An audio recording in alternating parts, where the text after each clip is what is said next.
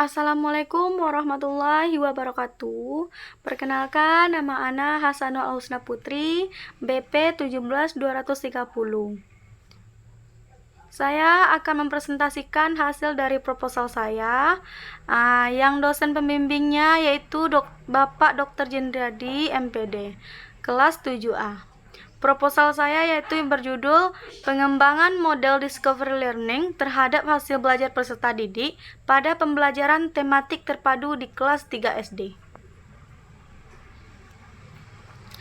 Yang pertama yaitu ada bab 1, pendahuluan. Di dalam pendahuluan terdapat latar belakang masalah, di mana latar belakang masalahnya yaitu kurikulum adalah seperangkat rencana dan pengaturan mengenai tujuan, isi, dan bahan pelajaran yang digunakan sebagai baru penyelenggaraan kegiatan pembelajaran untuk mencapai tujuan pendidikan tertentu. Yang kedua yaitu ada identifikasi masalah, di mana identifikasi masalah ini yaitu berdasarkan latar belakang masalah di atas, maka dapat dibuat identifikasi masalahnya sebagai berikut. Yang pertama yaitu belum adanya kerjasama antar siswa dalam proses pembelajaran. Proses pembelajaran yang dilakukan guru belum membantu siswa mengingat apa yang telah mereka pelajari dan menguji kemampuan dan pengetahuan terhadap apa yang mereka pelajari, dan guru belum menggunakan metode yang menyenangkan dalam mengulang pembelajaran sebelumnya. Siswa pun tidak dibiasakan untuk mengungkapkan pendapatnya masing-masing. Proses pembelajaran masih berpusat pada guru, atau bisa kita sebut dengan teacher center, sehingga siswa menjadi pasif dan tidak serius dalam mengikuti pembelajaran. Yang ketiga yaitu ada batasan masalah. Berdasarkan identifikasi masalah di atas, maka penulis membatasi masalah dalam penelitian ini yaitu sebagai berikut. Yang pertama yaitu proses pembelajaran dilaksanakan dalam kelas dijadikan sebagai objek penelitian pada kelas 3. Proses pembelajaran yang dinilai berdasarkan kemampuan kognitif, efektif, dan psikomotor siswa yang menjadi hasil dari tes penelitian. Proses pembelajaran menggunakan model discovery learning. Yang keempat yaitu ada rumusan masalah. Adapun rumusan masalah penelitian ini adalah sebagai berikut. Yang pertama, bagaimana mengembangkan model discovery learning ini terhadap hasil belajar peserta didik pada pembelajaran tematik terpadu di kelas 3 SD. Yang kedua yaitu, bagaimana kelayakan model discovery learning terhadap hasil belajar peserta didik pada pembelajaran tematik terpadu di kelas 3 SD. Yang E-nya yaitu ada tujuan penelitian. Berdasarkan rumusan masalah tersebut, maka penelitian ini bertujuan sebagai berikut. Yang pertama yaitu menghasilkan model discovery learning terhadap hasil belajar peserta didik pada pembelajaran tematik terpadu di kelas 3 SD. Mengetahui kelayakan model discovery learning terhadap hasil belajar peserta didik pada pembelajaran tematik terpadu di kelas 3 SD. Yang F-nya ada manfaat penelitian, di mana manfaat penelitian ini dilakukan dengan harapan dapat memberikan manfaat. Beberapa manfaat dapat diperoleh dari penelitian ini, antara lain sebagai berikut. Ada manfaat teoritis. Penelitian ini diharapkan dapat menambah wawasan dan referensi guna pelaksanaan pembelajaran menggunakan media teknologi dan informasi, khususnya untuk model discovery learning terhadap hasil belajar peserta didik di kelas 3 SD. Selanjutnya itu ada bab 2. Bab 2, kajian teori dan kerangka teori. Yang pertama ada kajian teori. Yang pertama, model discovery learning. Yang A-nya pengertian discovery learning. Menurut Budiningsih dalam Setyaningrum 2009 halaman 4, discovery learning adalah pembelajaran menekankan pada siswa untuk menemukan dan membangun diri sendiri, konsep atau pengetahuannya melalui pengamatan dan percobaan sehingga siswa terlibat secara aktif dalam proses pembelajaran, menjadi aktif dan kondusif. Yang B-nya itu ada karakteristik discovery learning. Menurut Hosnan, dalam Arfia Susana tahun 2019, halaman 8, menyatakan beberapa karakteristik discovery learning sebagai berikut. Yang pertama itu mengeksplorasi dan memecahkan masalah untuk menciptakan, menggabungkan, dan mengeneralisasi pengetahuan.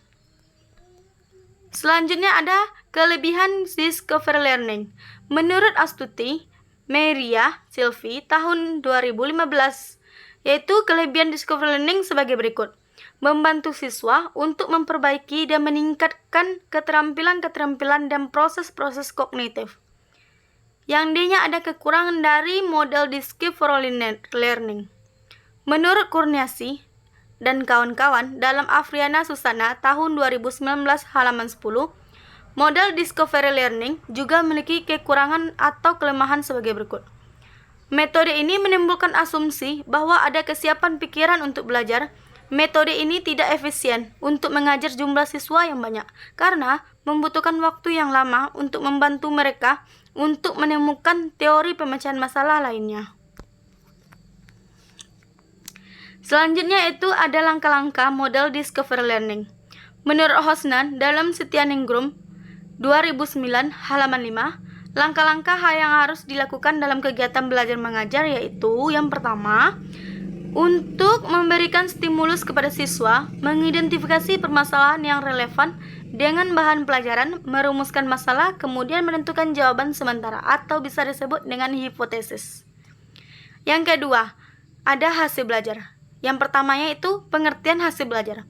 Menurut Ulumi dalam Dewi Lusviana tahun 2019 halaman 307 menyatakan bahwa hasil belajar itu merupakan suatu indikator ketercapaian tujuan pembelajaran yang telah ditetapkan untuk mengukur pemahaman siswa terhadap materi yang telah dipelajari.